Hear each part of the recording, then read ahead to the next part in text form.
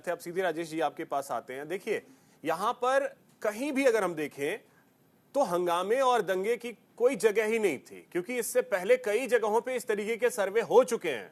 चाहे वो बनारस की बात हो, मथुरा की बात हो, कई जगहों पे सर्वे हुए हैं।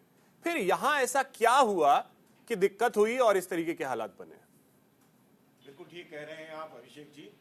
देखिए, इसमें दंगा होने का कहीं कोई प्रश्न नहीं उठता था और होना भी नहीं चाहिए था, क्योंकि ये माननीय न्यायपालिका का आदेश था और ये प्रशासन को पूरा तरीके से इसको निभाना ही था।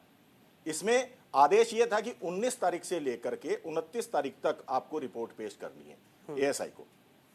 अब इसमें 19 तारीख का जो सर्वे हुआ, उस दिन वहां पर काफी लोग इकट्ठे हो गए थे और उस दिन भी परिस्थितियां इसी प्रकार की बनी थी।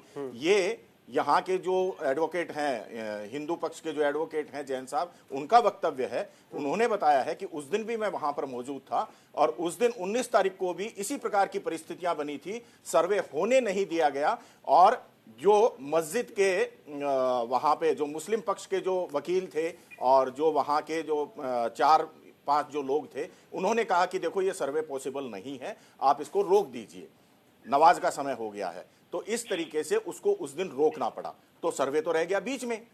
अब 23 तारीख को, यानी कि 24 तारीख को ये घटना हुई है, 23 तारीख को वापस से मुस्लिम पक्ष के 3 वकीलों को बाकायदा सूचना दी गई थी और मस्जिद के जो भी इमाम वगैरह थे उनको भी सूचना दी गई थी कि 24 तारीख को सुबह सुबह 7 बजे से ये सर्वे होना है।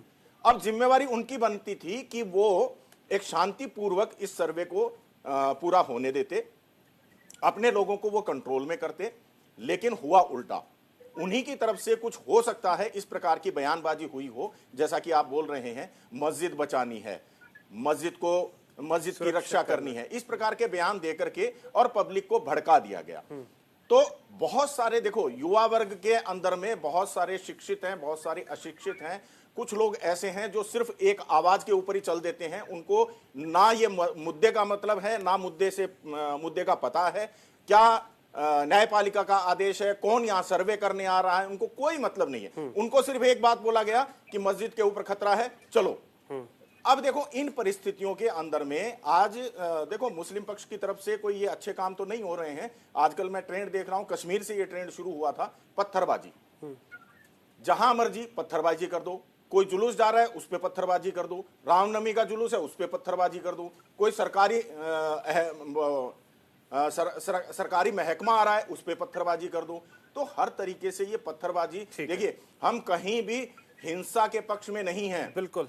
आज जो वहां पर जो भी 4 मौत हुई है, उनका भी हमें बहुत दुख है। उसका सम्मान तो कम से कम कर लेना चाहिए। न्यायपालिका का सम्मान करना होगा। एक तरफ तो ये बोलते हैं कि हम संविधान के पक्ष में, हम संविधान से चलेंगे, ये वर्शिप एक्ट की बात करते हैं। तो वर्शिप एक्ट की अगर बात करते हो तो आज जो न्यायपालिका आदेश दे रही है, उस न्यायपालिका के आदेश का सम्मान करना भी सीखो।